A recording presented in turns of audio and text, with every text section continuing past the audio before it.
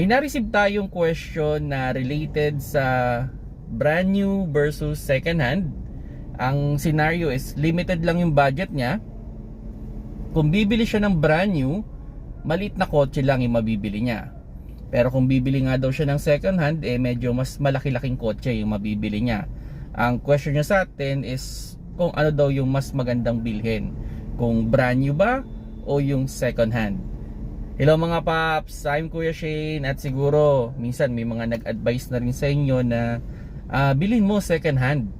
Kasi new car owner ka, new driver ka, mas okay na second hand yung bilhin mo para maturuan ka, para kung sakaling okay ka nang mag-drive, marunong ka nang mag-maintenance, pwede mong ibenta at bumili ka ng brand new. Kumbaga, turuan ka ng sasakyan muna, then tsaka ka bumili ng panibago para expert ka na, kumbaga, sa paggamit ng sasakyan. Well, para sa akin tama rin naman yung ganung klase ng ng opinion or suggestion. Yun nga lang, ang problema dito, para kang tinuturuan in a hard way. Para sa akin, okay lang naman bumili ng second hand kung sakaling marami kang oras, kung sakali mang in terms of repair or breakdown, marami kang oras at marami ka ring extra money pagdating sa repair.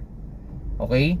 Pero ganito, kung sakaling kung yung sasakyan ninyo ay gagamitin nyo pang trabaho, pang negosyo, kailangan nyo talaga ng sasakyan na sobrang reliable, I suggest go to the brand new. Kasi sa ngayon yung mga sasakyan ngayon sobrang reliable na talaga. Sabihin na natin sa loob ng 5 taon or around 80,000 kilometers, halos walang magiging problema yung sasakyan mo. Puro maintenance lang talaga yung gagawin mo sa kotse. Now, yun nga kaso ang problema dito, kung brand new daw yung bibili niya, malit na kotse yung mabibili niya. Pero kung second hand, malaking kotse, well, i-evaluate mo muna, ilan ba yung regular na sumasakay? Or gaano ba kalalaki yung cargo bay mo? Kasi kung mga 4 lang naman kayo sa pamilya, well, okay na yung 5-seater dyan. Pero kung kayo ay nasa 6, well, go for 7-seater talaga. And yun, depende rin sa nilalagay mong cargo. Bawa kung ang negosyo mo ay medyo malalaki, consider mo talaga yung mas malaking mga cargo space. Kasi yung mga 5-seater, normally maliliit talaga yung cargo space niyan. So, para sa akin ang pinaka bottom line dito, i-evaluate mo muna kung ilan yung regular na sasakay. And yun nga, kung gagamitin mo to pantrabaho, go for brand new.